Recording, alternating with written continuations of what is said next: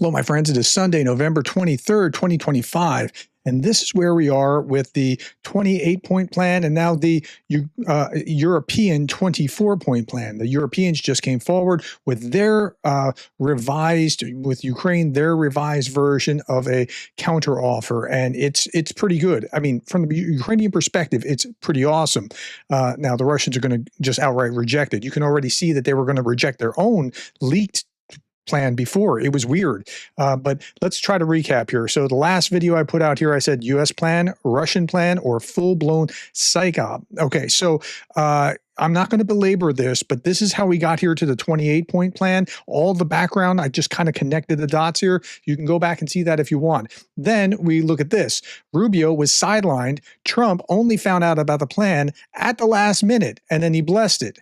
Okay, so that goes back to what's going on in this video here, and you can go back and read it. The picture emerged that was Witkoff and Dmitriev that forged a plan during an October meeting in Miami that included Jared Kushner, Trump's son-in-law, who worked with Witkoff on the Israeli-Gaza peace deal. According to people familiar with the matter, Rubio hadn't been fully looped in until late.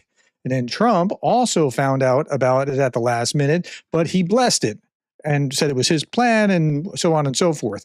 Again, you can go back and see that. Okay, now where are we today? This is in the Geneva, or just after the Geneva talks. Here we are. Probably the most productive and meaningful meeting so far in this entire process since we've been involved in from the beginning. We have a very good work product that was already built on a foundation of input from all the relative parties involved here, and we were able to go through some of those items now point by point, and I think we've made good progress. Our teams have now gone to their rooms as we're working on some of the suggestions that were proffered to us. So we're working through making some changes, some adjustments in the hopes of furthering narrowing the differences and getting closer to something that both Ukraine and obviously the United States are very comfortable with. Okay, so what are those points? This is the 24-point European counterproposal in full. Let's walk our way through this. So 24 points. First, after the conflict ends, measures are introduced for sustainable peace and security. So that's afterwards. That's not, we're not going to start with the cart before the horse, where we start talking about, like, let's have everything sorted out and then we'll end the conflict. Russia and Ukraine commit to observing a ceasefire on land, sea, and in the air. This is starting point right from the beginning. We're going to start with a ceasefire. Then after the ceasefire, the parties begin negotiations on international monitoring of the ceasefire regime to make sure that the ceasefire stays in place. So that makes sense. Peace control is ensured by Ukraine's allies, led by the USA, mainly remotely, satellites, UAVs, that sort of thing. So they're going to make sure that the battlefield doesn't light up again. Okay, that makes sense. So this is 1, 2, 3, 4, 5. A mechanism for recording violations and responding to them is created. Okay, seems fair so far. Russia returns all evacuated Ukrainian children under international supervision. Like, why we haven't been talking about you returning all Ukrainian children before? I mean, this has to be early in the process. Get that sorted out. Russia's not going to want to do that because they want the leverage of returning children piecemeal, little bit by little, to show good faith. Prisoner exchange on an all-for-all basis and release of all civilians. Okay. Territorial issues are discussed along the current front line. So they're starting, and I'm highlighting here that along the current front line, because that's not where the Russians were. The Russians said, give us all Donbass. Maybe we'll have current front line down in Zaporizhia. But no. Territorial issues start with where are we on the current front line? Then, after a stable ceasefire, and this is important, after a stable ceasefire, we got to get this first. So again, Zelensky is going back to what he agreed to back in, what was it, April with Donald Trump about let's have a ceasefire. And he's been consistent all the way through this ceasefire, and then we'll have the talks. Humanitarian access and family crossings across the demarcation line are ensured so people can get where they need to get in or out from whichever side. Okay, Ukrainian sovereignty is confirmed with no coercion to neutrality. You're not being forced to be neutral. Russia's going to balk at that, certainly, but this is what Europe and the Ukrainians are saying. And I think that's fair. Why is it that Russia gets to dictate that?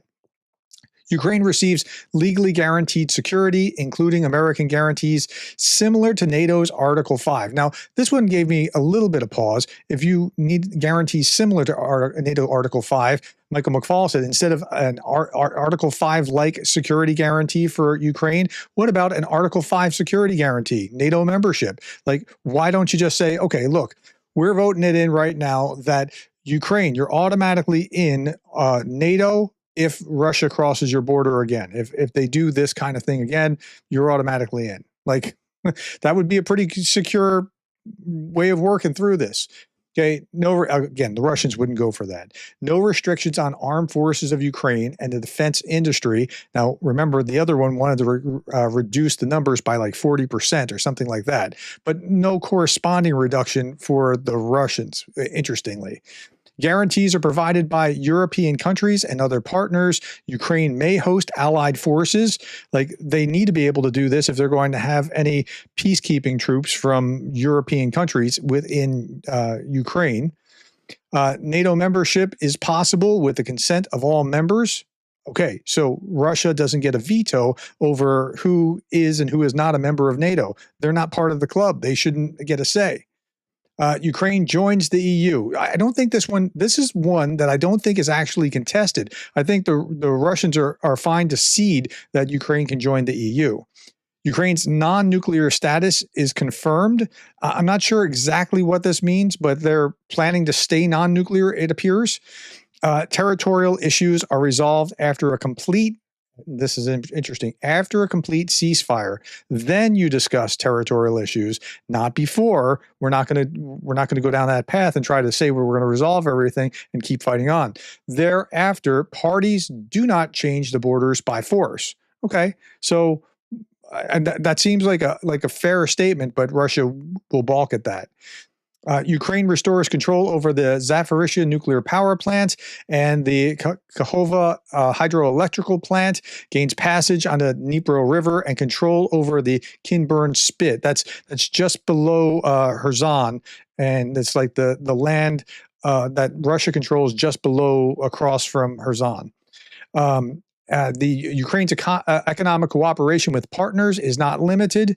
Ukraine is rebuilt and receives compensation, including from Russian assets.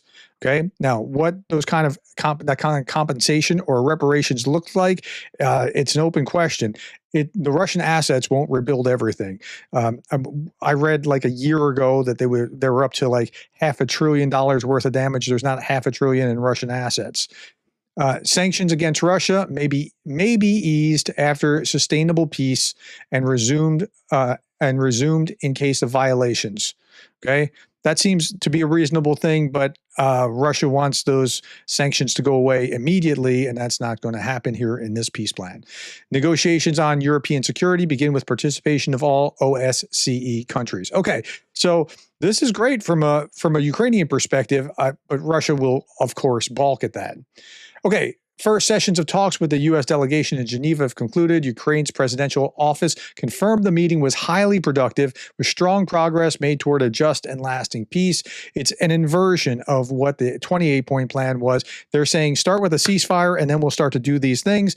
And Russia was saying, no, we have to do all these things so that we can get to some kind of lasting peace that's not going to go away, that really wouldn't be a lasting peace.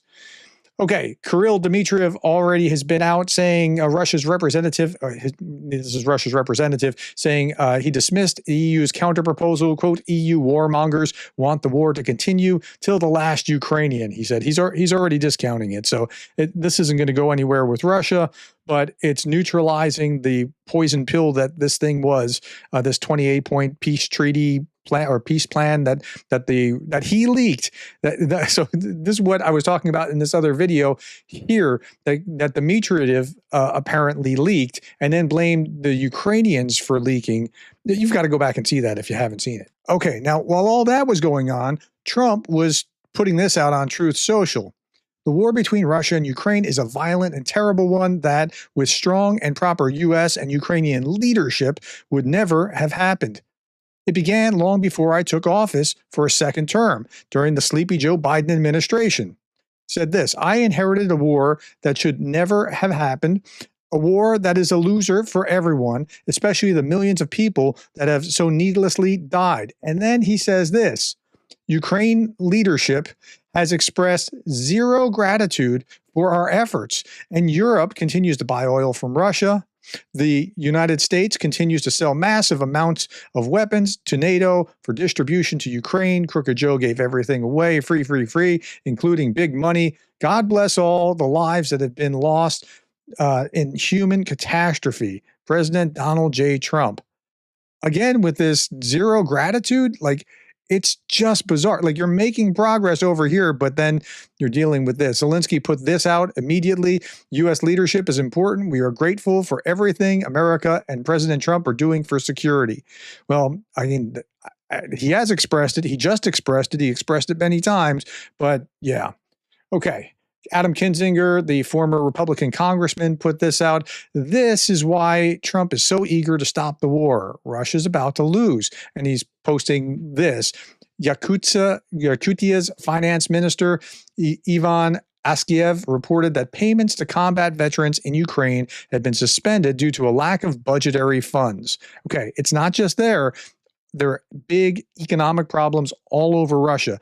My next economic video will curl your hair. I've just been so focused on the 28-point plan, this 24-point plan, that sort of thing. It's just Russia's in bad shape economically, and it's getting worse. So I'm not so sure that this is why he's eager to stop the war, but Russia should be eager to stop the war, and they don't seem to be. It's really odd to see. Okay, last thing, as a metaphor, you got to get these kind of plans correct. So this is a family, and I understand. When I had small kids, I would be like in the same place.